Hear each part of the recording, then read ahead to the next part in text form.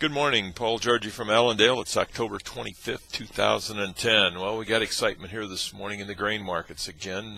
Pretty much macro buying across the commodity complexes, with the corn market sharply higher, soybeans 15 to 18 higher here this morning, wheat 7 to 10 higher.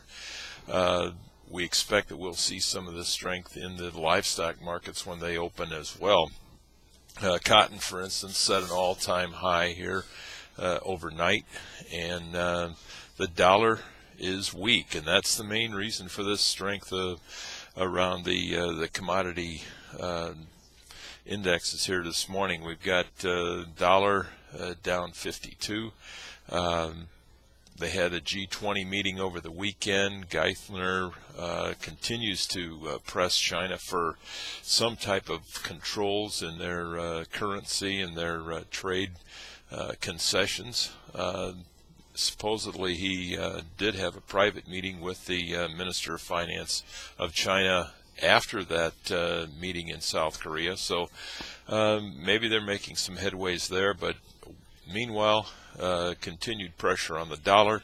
That's in turn causing strength in the commodities.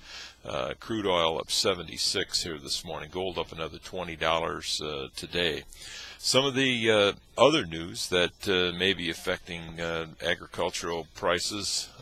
We did have Vilsack over the weekend defending the USDA's forecast for grain production. We also had South Korea in buying corn here, 120,000 tons of corn over the weekend.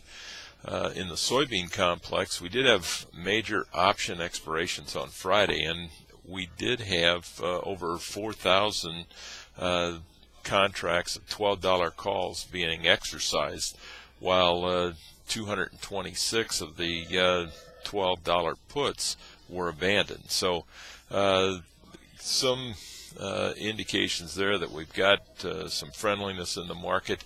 Other news coming out of South America that we've got weather issues down there. They've had some heavy rains in certain areas. Some are still concerned about planting progress. Saffras reporting an analyst firm in South America suggests that they're 15% planted versus 14% normal, so right on target, but still a concern to traders here at the Chicago Mercantile Exchange. Wheat market is stronger because of Russian situation. Still not a lot of rain. Spotty rains in Russia and the wheat and rye growing areas there that are helping somewhat. Australia situation, they've had some heavy rains. There's more talk of lost quality in the eastern part of Australia. Western Australia has gotten some spotty rains. The feeling there is that it may be too late to help the crop. So we are seeing concerns in the growing regions, but in general, nothing really an extreme situation as our weather forecasters suggest. Another story that is helping support corn and soybean markets here this morning is that it's believed that China is in buying soybeans and buying corn as well, and that was circulated late last week and getting a lot more attention here this morning. So we have not heard any confirmation of any of that yet today. So we expect that we'll see firmer prices here in the grains throughout the week. We've got technical resistance just above the market, 480 in the December corn.